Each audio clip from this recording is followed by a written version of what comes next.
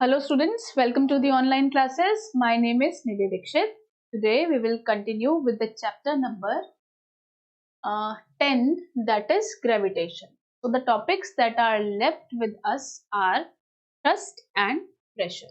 Okay, तो thrust and pressure को हम लोग पढ़ेंगे. तो thrust क्या होता है? Thrust वाला जो टॉपिक है आपके गिवन है कहाँ, पेज नंबर देखिए, ग्रेविटेशन वाला चैप्टर खोलिए. Coming to the gravitation chapter, that is chapter number 10. उसके अंदर जो thrust and pressure वाला टॉपिक है, मास और वेट वाला हमारा हो गया था. अब thrust and weight पर आएंगे जो कि लास्ट टॉपिक है. उसके बाद आर्किमिडीज प्रिंसिपल, बॉयंसी पढ़ेंगे हम लोग. बस ये टॉपिक्स इसके अंदर रह गए हैं. तो thrust and pressure की अगर हम बात करते हैं, the force which is acting on an object perpendicular to the surface is called thrust. देखिए, थ्रस्ट को मैं पहले भी एक्सप्लेन कर चुकी हूँ, फिर से एक्सप्लेन कर रही हूँ. थ्रस्ट क्या होता है कि मान लीजिए मुझे एक नेल को इंसर्ट करना है इस वॉल के अंदर. मान लीजिए किसी वॉल के अंदर इंसर्ट करना है, तो हम क्या करते हैं, हम नेल को वॉल के परपेंडिकुलर रखते हैं. हम क्या करते हैं, नेल को वॉल के परपेंडिकुलर रखते हैं और उसको पीछे से हिट करते हैं इस तरह से. तो ये जो फोर्स लग रहा है that is acting on the object perpendicular, यानी कि इस ऑब्जेक्ट पर जो फोर्स लग रहा है और वो भी उसके परपेंडिकुलर डायरेक्शन में, तो ऐसे फोर्स को हम क्या बोलते हैं, उसका थ्रस्ट बोलते हैं. क्या बोलते हैं, थ्रस्ट. ठीक है, the force which is acting perpendicular on an object. ये एक ऑब्जेक्ट है, इसके ऊपर जो फोर्स परपेंडिकुलर लग रहा है, इस तरह से 90 डिग्री के एंगल पर लग रहा है, ऐसे फोर्स को हम क्या बोलते हैं, थ्रस्ट बोलते हैं. और थ्रस्ट की जो ऐसा यूनिट होती है, थ्रस्ट क्योंकि एक तरह का फोर्स होता है, तो फोर्स की यूनिट क्या होती है, ऐसा यूनिट क्या होती है, न्यूटन. तो इसी तरह से थ्रस्ट की भी क्या होगी, ऐसा यूनिट न्यूटन होगी. ठीक है, अब हम पढ़ेंगे प्रेशर को. The force acting per unit area. Pressure को हम क्या कैसे डिफाइन करते हैं, the force which is acting per unit area, यानी कि एक यूनिट एरिया, इतने एरिया में कितना फोर्स लग रहा है, इतने एरिया में कितना फोर्स लग रहा है, उसको हम क्या बोलते हैं, प्रेशर. ठीक है, इस एरिया में कितना प्रेशर, कितना फोर्स लगा, उसको हम बोलते हैं प्रेशर. तो force which is acting per unit area. ठीक है, अब इसकी ऐसा यूनिट को अगर हम बोलें कि किस तरह से हम डिफाइन करेंगे, तो फोर्स की ऐसा यूनिट क्या होती है, न्यूटन होती है. और एरिया की ऐसा यूनिट क्या होती है, मीटर स्क्वायर होती है. तो प्रेशर की ऐसा यूनिट क्या बनी हमारे पास, न्यूटन पर मीटर स्क्वायर. ठीक है, या हम इसे न्यूटन पर मीटर स्क्वायर ना लिखकर हम इसे क्या लिखते हैं, पास्कल लिखते हैं. क्या लिखते हैं, पास्कल. और 1 पास्कल जो होता है ना, इसका मतलब किसके बराबर हुआ, अगर हम प्रेशर की यूनिट को 1 पास्कल बोलते हैं, तो 1 pascal is equals to 1 newton divided by 1 meter square. या हम इसे किस तरह से लिख सकते हैं, 1 pascal is equals to 1 newton per meter square. इस तरह भी हम इसे लिख सकते हैं. ठीक है, अब प्रेशर जो होता है ना, it depends upon the following factors. Pressure जो है वो किस किस पर डिपेंड करता है, प्रेशर डिपेंड करता है एक तो फोर्स के ऊपर. देखिए, प्रेशर जो होता है वो फोर्स के ऊपर डिपेंड करता है और एरिया के ऊपर डिपेंड करता है. तो इसका मतलब क्या हुआ, फोर्स जो होता है किसके ऊपर डिपेंड कर रहा है, फोर्स डिपेंड करता है फोर्स के ऊपर, प्रेशर डिपेंड करता है फोर्स के ऊपर. यानी कि जितना ज्यादा फोर्स होगा उतना ही ज्यादा क्या होगा, प्रेशर होगा. यानी कि अगर मैं इस पेन को पुश करना चाह रही हूँ, तो इस पेन को मैं जितना फोर्स लगा रही हूँ उतना ही ये क्या करेगा, प्रेशर होगा इसके अंदर. ठीक है, तो इसको हम क्या बोलते हैं, इस तरह से फोर्स जो हुआ वो डायरेक्टली प्रोपोर्शनल हुआ प्रेशर के. लेकिन इनवर्सली प्रोपोर्शनल होता है एरिया ऑफ क्रॉस सेक्शन के, या हम बोल सकते हैं एरिया के. तो इसके 2-3 एग्जाम्पल देती हूँ. जैसे कि हम लोग सैंड ड्यून्स में खड़े हैं, यानी कि किसी रेतीले इलाके में खड़े हैं. वहां पर हम लोग जब सीधा खड़े होते हैं, तो हमारे पांव जो होते हैं ना, वो मिट्टी के अंदर धंसते हैं. लेकिन जब हम लेटते हैं तब हमारी बॉडी क्यों नहीं धंसती है उसके अंदर. ऐसा इसलिए होता है क्योंकि जब हम सीधा खड़े हैं, जब सीधा खड़े हैं तो हमारे पांव जो होते हैं सिर्फ वही मिट्टी के कांटेक्ट में होते हैं. हमारे पांव ही सिर्फ मिट्टी के कांटेक्ट में है और हमारे पांव का एरिया जो है वो क्या है, काफी कम है. तो पांव का एरिया जो है वो काफी कम है, जिसकी वजह से अब हमें पता है कि प्रेशर और एरिया एक दूसरे के इनवर्सली प्रोपोर्शनल होते हैं. तो अगर पांव का एरिया ऑफ क्रॉस सेक्शन कम है, इसका एरिया कम है, तो क्या होगा, प्रेशर भी कम लगेगा. क्या लगेगा, प्रेशर, पांव का एरिया ऑफ क्रॉस सेक्शन कम है तो प्रेशर क्या लगेगा, ज्यादा लगेगा, क्योंकि एक दूसरे के इनवर्सली प्रोपोर्शनल है।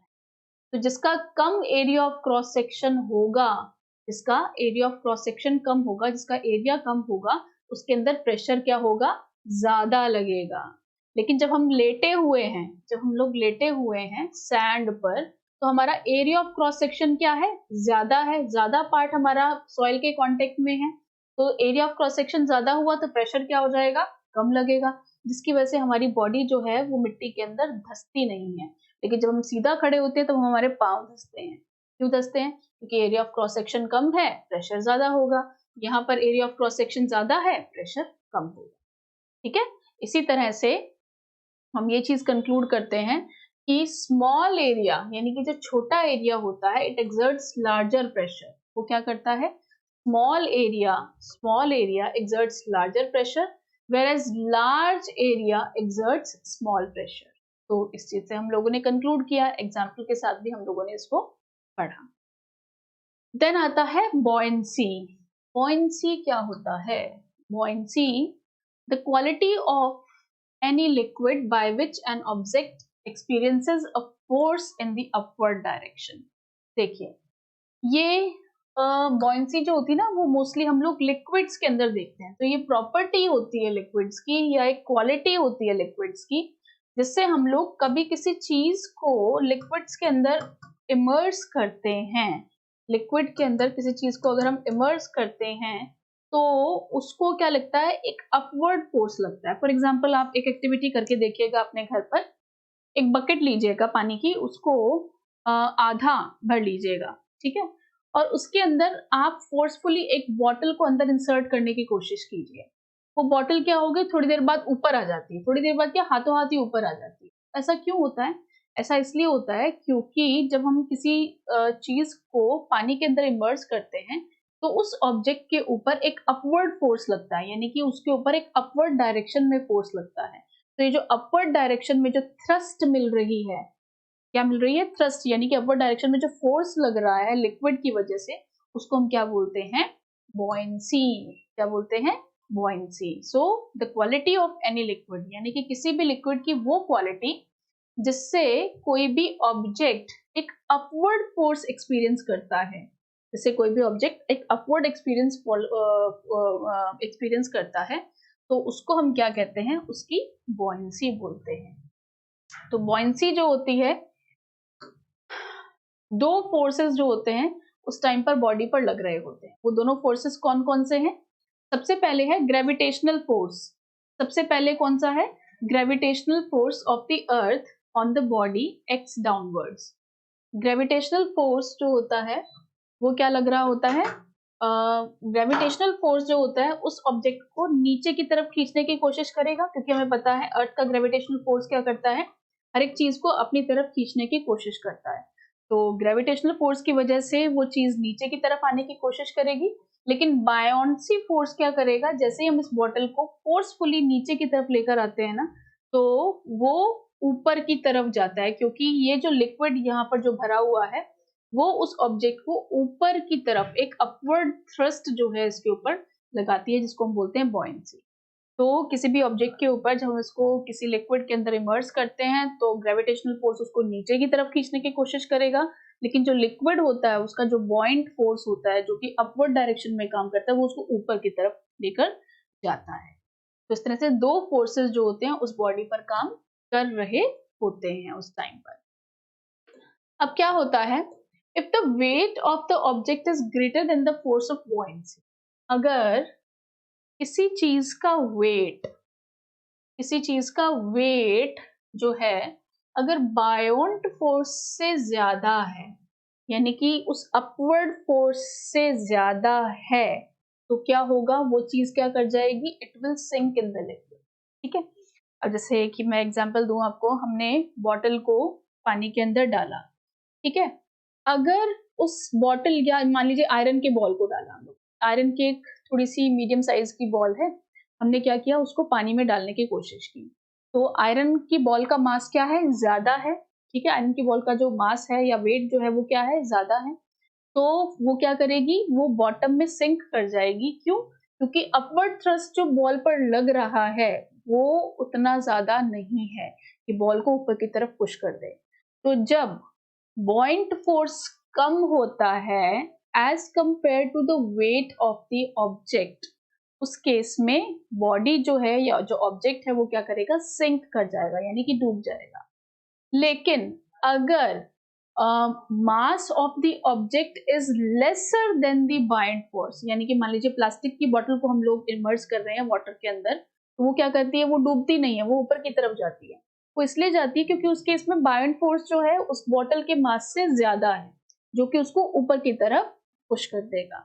तो इस तरह से दो कंडीशंस हम पढ़ते हैं, तीन कंडीशंस पढ़ते हैं। तो पहली कंडीशन में क्या है, if the weight of the object, अगर किसी ऑब्जेक्ट का वेट, अगर किसी ऑब्जेक्ट का weight is greater than the force of buoyancy, तो object will sink in the liquid. तो इसका एग्जांपल लिख देते हैं हम यहाँ पर।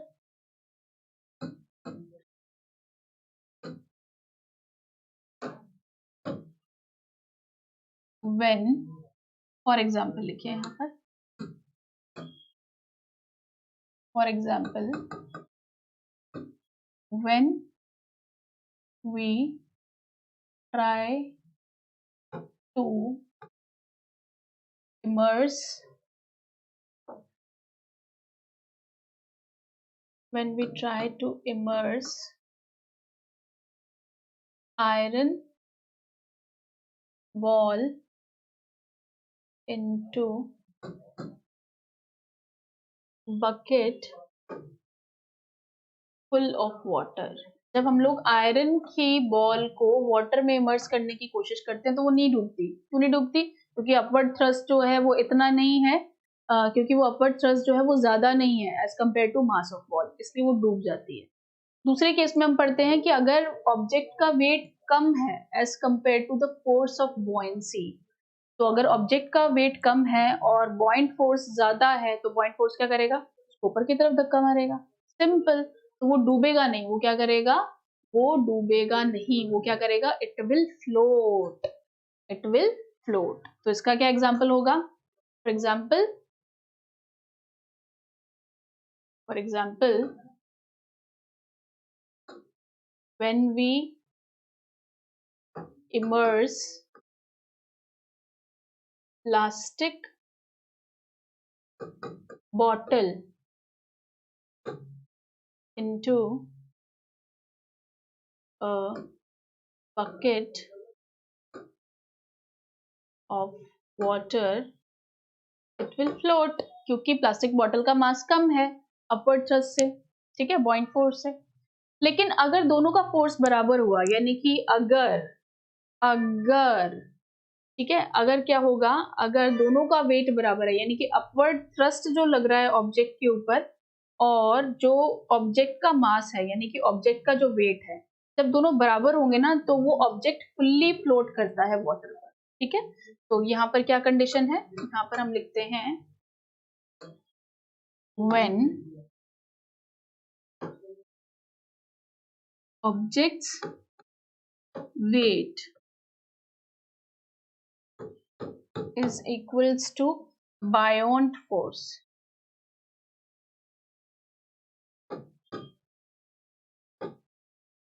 then object will float fully, तब ऑब्जेक्ट पूरा अच्छी तरीके से फ्लोट कर। लेकिन यहाँ पर जो है थोड़ा सा पार्शियल फ्लोटिंग होती है, पार्शियल, ठीक है।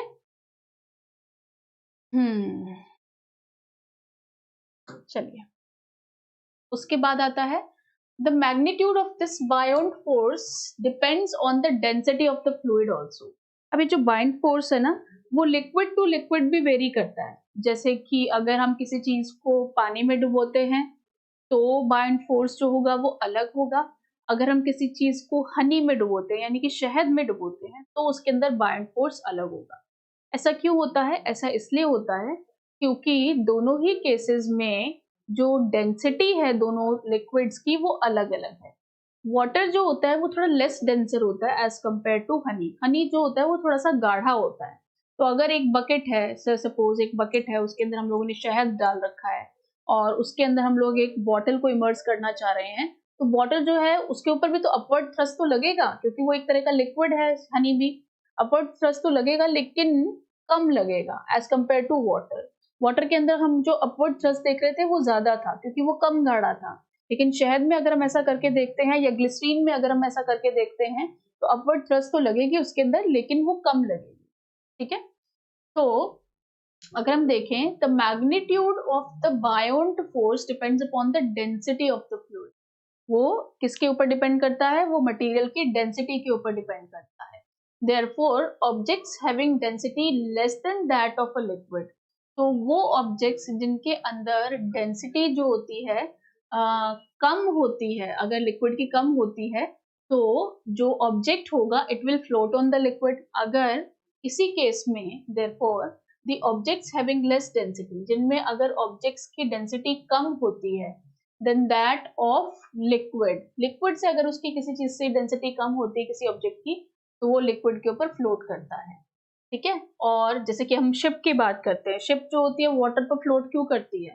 क्योंकि शिप किससे बनी हुई होती है? वुड से बनी हुई होती है, और वुड जो होती है it is less denser as compare to that of the water, इसीलिए वो वाटर के ऊपर फ्लोट करते हैं।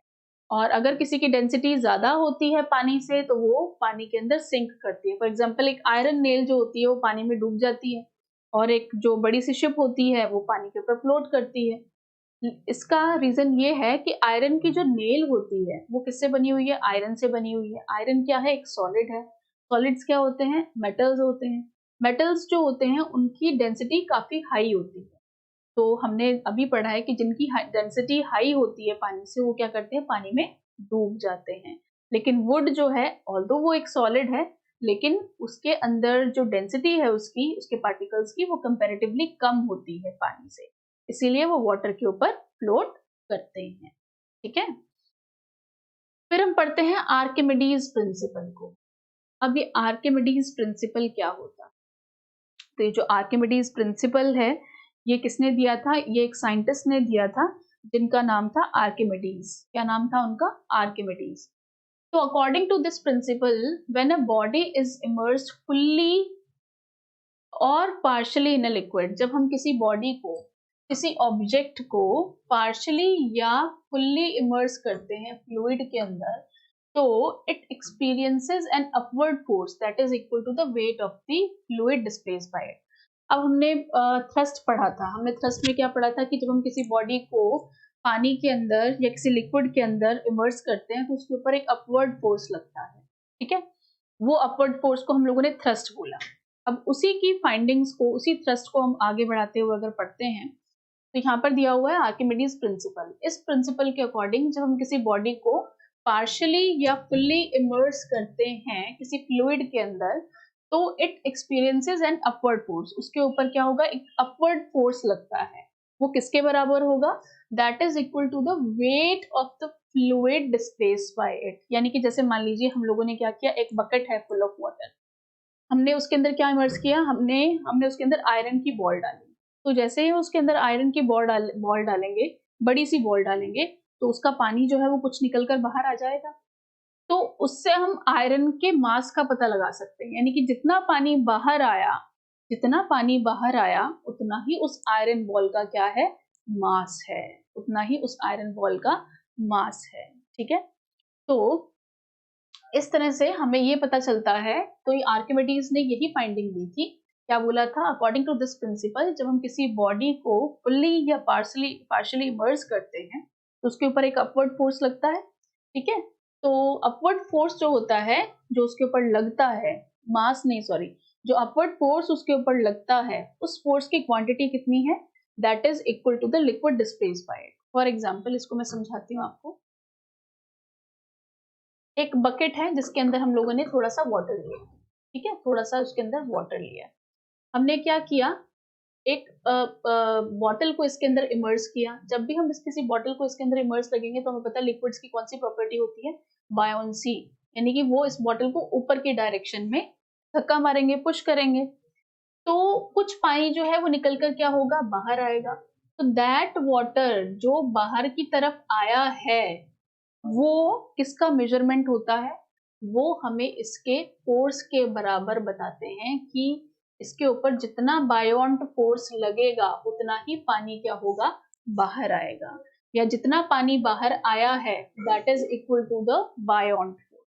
ओके, तो इस तरह से ये आर्किमिडीज ने ये प्रिंसिपल दिया था। तो उसको एक एग्जांपल भी दिया था, तो piece of stone tied with the rubber string, अगर हम किसी पत्थर को एक रबर के स्ट्रिंग के साथ टाई अप करते हैं and it is suspended in water, उसको पानी में डुबोते हैं, तो उसका जो वेट, उसका वे हम लोग करेंगे and then the weight of stone in water will be less than that in the air as the upward thrust. तो हमने ये एग्जांपल के साथ इसको समझा भी है। इसके एप्लीकेशंस अगर हम देखते हैं, it helps in determining the relative density of bodies. Relative density जो होती है बॉडी की उसको डिटरमाइन करने में काम में आते हैं, ठीक है। और शिप्स और सबमरीन्स को डिजाइन करने के अंदर काम में आते हैं lactometers which are used to test the quality of the milk. जो क्वालिटी होती है मिल्क की उसको टेस्ट करने के लिए जो डिवाइसेस हम लोग यूज करते हैं दैट इज लैक्टोमीटर्स, वो भी आर्किमिडीज प्रिंसिपल के ऊपर बेस्ड है। हाइड्रोमीटर्स को जो हम यूज करते हैं वो भी इसी प्रिंसिपल पर बेस्ड है। Floating of ice is also based on Archimedes principal. अब आइस जो होती है वो फ्लोट क्यों करती है वाटर के ऊपर, that is also based on Archimedes principal. तो आज के लिए हम लोग इतना ही पढ़ेंगे। जो रिमेनिंग टॉपिक है that is density, relative density and इसके न्यूमेरिकल प्रॉब्लम्स, ये हम लोग नेक्स्ट सेशन में करेंगे। Thank you.